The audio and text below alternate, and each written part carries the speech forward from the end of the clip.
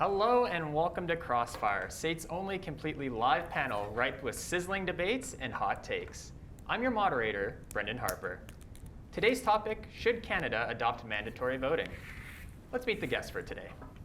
To my left, the peach from Atlanta, Georgia, who will be arguing for mandatory voting, believing that it is not only a right, but a privilege to vote. Please welcome Jesse Lange. And across the aisle, hailing from Seoul, South Korea, taking a stand against mandatory voting, please give a warm welcome to Johnny Jun. And without further ado, let's just jump straight into the fire. So this is for both of you guys. In 2011, Brendan Harper won a majority government with 61% turnout. Trudeau's 2015 victory saw a slight uptick towards 68%. And we celebrated this because this marked a 2-decade high, but it still meant that almost 2/3 of Canadians didn't vote. In both of your opinions, what do you think would be the best way to raise voter turnout? Jesse, you have the start. Well, at this point, obviously, we have to make it mandatory. We're trying to, there's 30 countries right now.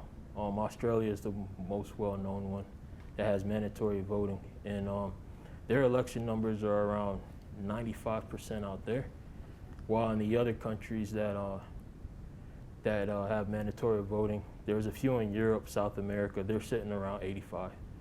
So people think if we impose mandatory voting, you'll be fined like hundreds or thousands of dollars, where in reality it's only like $20 anyway. So I think at this point, we probably have to go into that direction, because that's the only way you're going to fix the issue. And Johnny, do you have a slight opinion too on what would be the best way to raise voter turnout? I don't think we don't really have to raise the voting rate, because low voting rate means the citizens who can vote, is that what you mean? So they don't have to explain why it's not good. So, for example, like voting rate is low, then majority of citizens are satisfied about their politics, like government politics. That's what I think. Okay. And this is also for both of you as well. Do you think that mandatory voting will engage younger voters, so the 19 to 25s, into being more conscious for who they vote for? What do you think? Of course, because now you're forced to pay attention, right? It's like going to work. Once you start going to work, you have to be at your job at a certain time, so you'll show up 15, 20 minutes early, because if you don't get there on time, most likely you'll get penalized by either getting terminated or they dock your pay.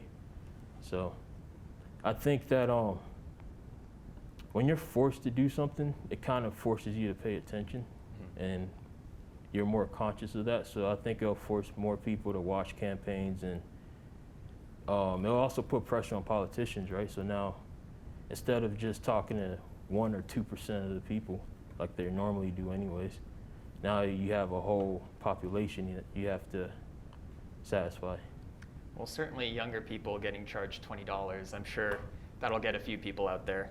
Johnny, what do you think? Do you think younger people need to be more conscious of who they vote for if it is mandatory? I mean, they could be conscious about who they are voting for, but if you mandate that, then that means who are not interested in politics, they have to vote, and they have to vote for somebody even though they are not interested.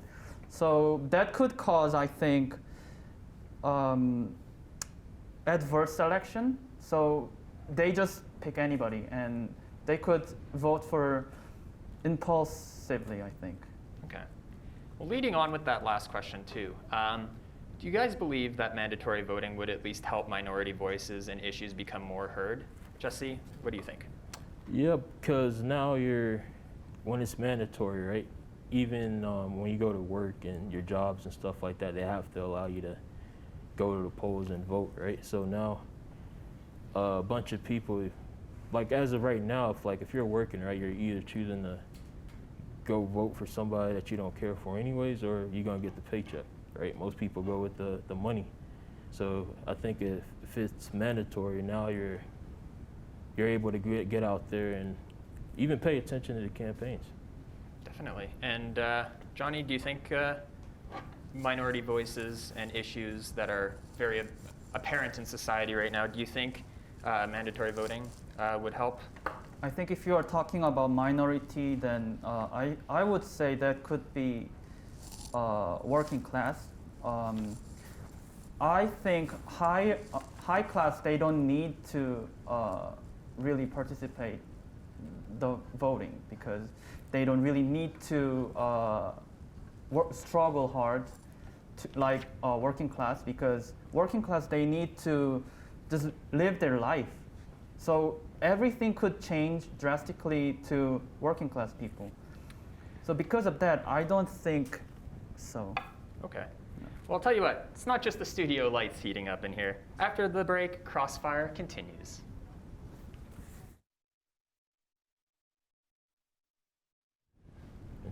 And welcome back to Crossfire. We're going to show our guests just a quick snippet of what Canadians think of mandatory voting. Let's take a look. I don't know about mandatory, but I think there should be ways that the government should be encouraging people a little bit more. I would say no, as a basic freedom. It's a basic freedom of expression. Voting should be mandatory in Canada. I believe everyone has a right to vote because that's important for the future and of what decides on our country. I kind of think so, or at least change the system to a point where if there's such a low turnout that maybe we change things around. It shouldn't be mandatory. It should be, if you want to, you vote. Well, not really, because then people would vote for whatever and they didn't care, they didn't know about it. So, no, it should be well informed. Voting, 100%. If you're not voting, you shouldn't complain about anything at all. So as you can see, there seems to be quite a bit of a disconnect between Canadians on this topic. So this is for you, Jesse.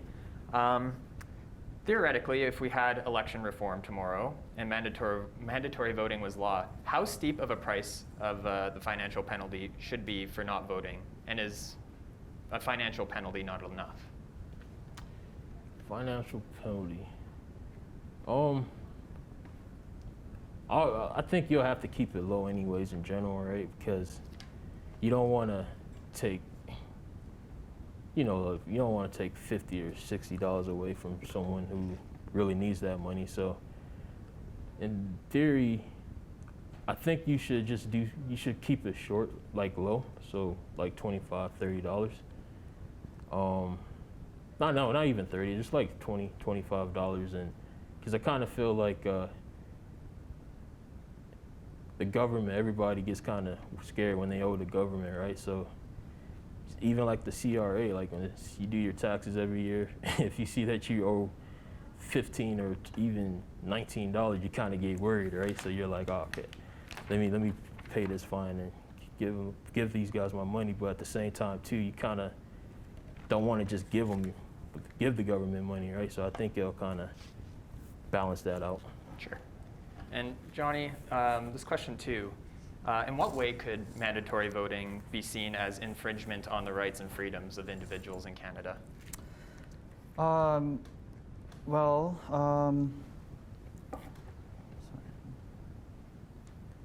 Mandatory voting could lead totalitarianism, because lots of people, if you mandate voting, then that means other people will monitor if other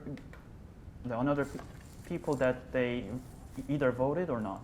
So for that, I would say that invade of privacy and you'd think that maybe it would not really. And freedom. Yeah. Freedom. Your freedom will be. Yeah. Okay, Jesse, do you have any response? Yeah, I can't totalitarianism is it's a big word, because at the end of the day, it won't and it can't lead to it, because if you really think about it in theory, we kind of already feel like maybe it's not the government that's running the country, but it's the 1%, right? So you kind of feel like, I won't go the whole totalitarianism route, but I'll go to, that's the feeling right now anyways amongst everyone. Okay. And in your eyes, I guess for you, in your eyes, what would be a reasonable excuse to not vote? Um, well, regardless of low vote rate, that's still voters what they are thinking about their politics. Okay. So if the vote rate is not too high, then that means I think they are pretty much satisfied because they don't want to change. And if any individuals are really interested in something, in politics, I think that's mainly that country's economics are not so good, so they have like a lot of issues to, like I said, worker classes. Okay. Ooh. Well, you know, it's getting quite warm in here because of these studio lights, of course. I might need to change really quick. You won't want to miss the heated conclusion of this week's episode of Crossfire on mandatory voting. We'll be right back after these messages.